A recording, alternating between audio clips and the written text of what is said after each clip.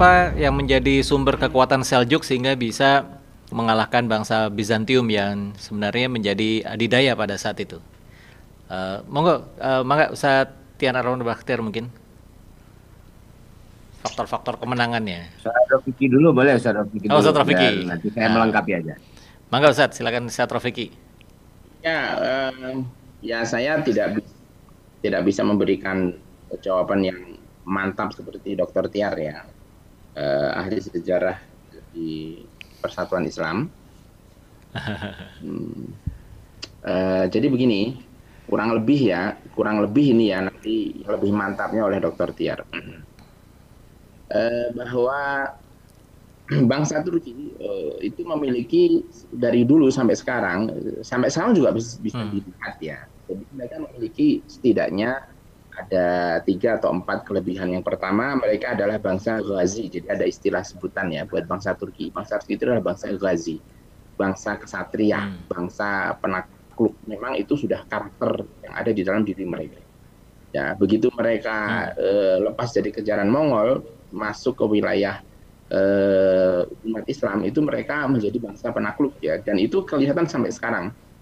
Ciri khas Turki sebagai bangsa Ghazi itu kelihatan sekali ya.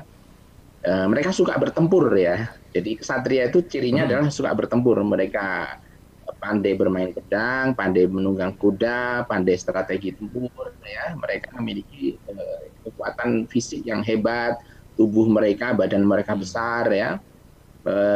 Dan mereka hidup di wilayah yang membuat fisik mereka sangat kuat sekali. Kalau tidak kuat mereka tidak bisa bertahan. Jadi mereka tinggal di mereka bangsa nomaden ya. Bangsa nomaden itu kalau tidak memiliki fisik yang kuat nggak akan bisa bertahan karena mereka harus menghadapi situasi alam yang sangat berat ya. Udah mah berat situasi alamnya, mereka harus pandai berburu untuk bisa memenuhi kebutuhan makan, bercocok tanam. Mereka juga harus ya, dan setelah mereka belajar tata negara ketika mereka menjadi pegawai-pegawai di berbagai wilayah Kesultanan Islam, mereka pun mulai mengerti tentang bagaimana mengelola sebuah negara. Jadi itu ya. Nah, yang pertama karena bangsa Ghazi, yang kedua bangsa Turki itu adalah bangsa yang mereka menjadi bangsa yang tidak bisa didikte ya, tidak bisa didikte tuh. Jadi mereka memiliki keputusan yang memiliki kemandirian di dalam membuat sebuah kebijakan. Jadi mereka tidak bisa didikte, sampai sekarang pun juga kelihatan ya, mau negara besar ya, Uni Eropa, Rusia, Amerika itu tidak bisa mendikte orang-orang Turki. Itu kelihatan sekali sampai sekarang pun ya, mereka memiliki kelebihan seperti itu.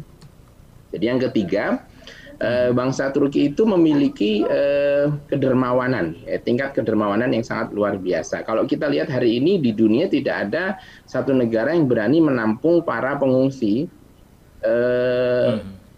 lebih besar dari bangsa Turki ya, sampai 4 juta orang itu mengungsi dan ditampung oleh mereka. Kemudian yang keempat, mereka tidak bisa melihat kezaliman. Jadi kalau ada kezaliman, mereka pasti akan akan melawan ya. Kezaliman itu mereka tidak akan terima gitu. Nah, itu diantara faktor-faktor secara intrinsik ya yang ada pada diri mereka, ditambah dengan pengalaman mereka menjadi pegawai-pegawai negara di wilayah-wilayah Islam sebelum mereka bangkit mendirikan sebuah negeri atau sebuah negara ya.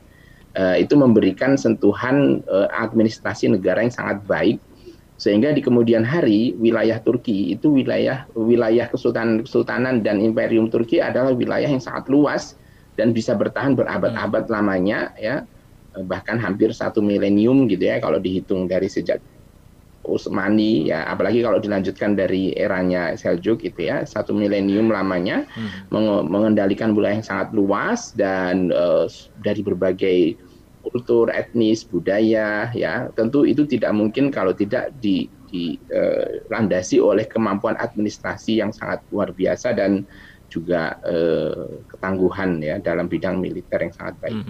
Terima kasih. Ya, jazakallah khair Ustaz Rafiki. Mungkin Ustaz Tiar. Ya, terima kasih Ustaz Rafiki sudah menjelaskan. Ya, saya tambahkan sedikit saja ini. Jadi tadi ya dari yang disampaikan oleh Ustadz Ahmad Rafiqi, ini ada satu hal yang menarik juga pada masa Saljuk ini, yaitu lahirnya raksasa-raksasa intelektual, ulama-ulama yang berpengaruh sampai zaman kita sekarang ini. Nah, diantaranya misalnya ya, kita harus menyebut nama Ghazali. apa ini nama dari Abu Hasan Al Asy'ari, atau yang nanti mendirikan apa namanya mazhab Asy'ariyah ya dalam masalah akidah. Kemudian nanti ada ulama seperti Abu Ishaq As-Sairozi, ada Imam Haramain Abdul Malik Al-Juwaini, dan yang tidak kalah penting dan ini saya kira sangat berpengaruh adalah Imam Al-Ghazali. Ya, jadi Imam Al-Ghazali ini lahir pada masa-masa itu, masa kekuasaan Seljuk. Jadi kalau kita nyebut Imam Abu Hasan Al-Asy'ari, kemudian Imam Asy-Syairodi, Al-Juwaini, dan Imam Al-Ghazali, ini adalah tokoh-tokoh pemikir yang sangat berpengaruh di dunia Islam. Nah, pada masa itu mereka kan lahir di ini ya, apa namanya, dibesarkan di Baghdad. Nah, kenapa mereka bisa lahir itu karena diantaranya salah satunya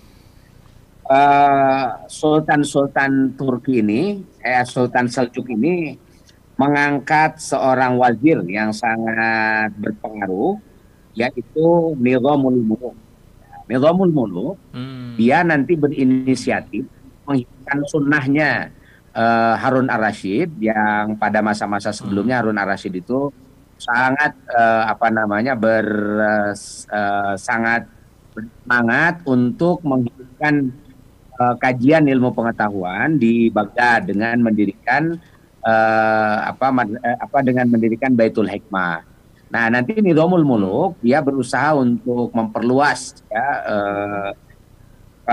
pengajaran Islam dan memperkokohnya itu dengan mendirikan Madrasah Nizamiyah. Dan Madrasah Nizamiyah ini yang nanti akan menjadi model bagi lembaga-lembaga pendidikan di hampir seluruh dunia Islam, termasuk pesantren di Indonesia. Jadi pesantren di Indonesia itu dia meniru model Nizamul Muluk. Jadi bukan Madrasah Nizamiyah, maaf ya. Jadi dulu yang namanya Madrasah Nizamiyah itu oleh Nizamul Muluk dibuat dengan pertama dibiayai oleh oleh wakaf atas nama dirinya. Jadi karena sebagai wazir dia kaya raya, lalu kemudian mewakafkan hampir sebagian besar harta yang dimilikinya itu untuk membangun Nizamul Muluk. Untuk membangun Madrasah Nizamiyah, maaf.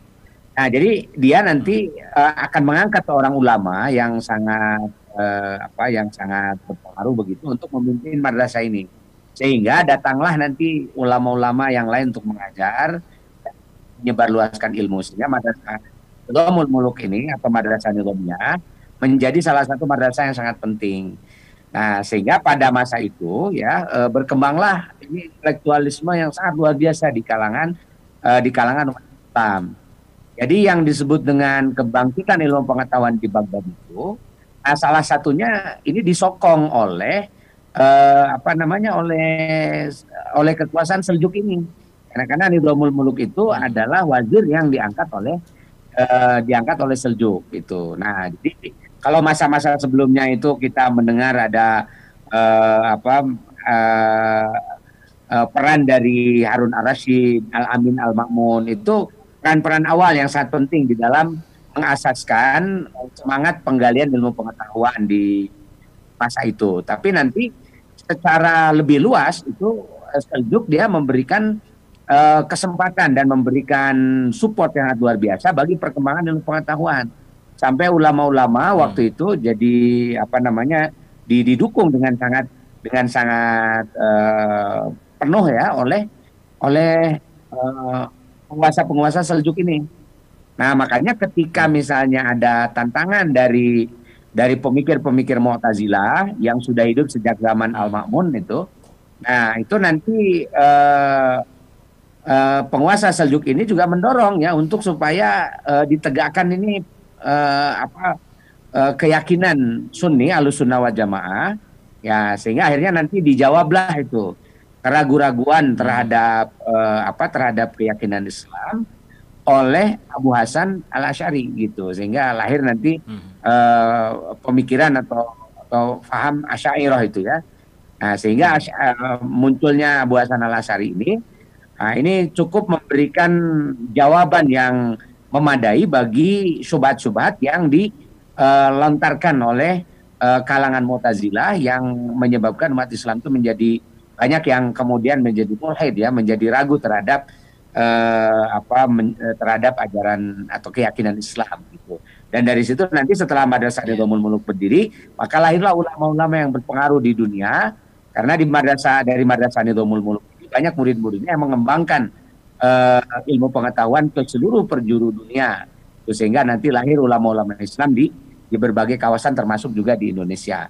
Nah, saya kira ini hal yang melengkapi saja yang tadi sudah disampaikan oleh Ahmad Rafiqi mengenai di antara keunggulan ya dari Seljuk ini, supaya kita tidak terkesan hanya pembangunan militer saja yang diutamakan oleh Seljuk ini. Baik, terima kasih. Assalamualaikum.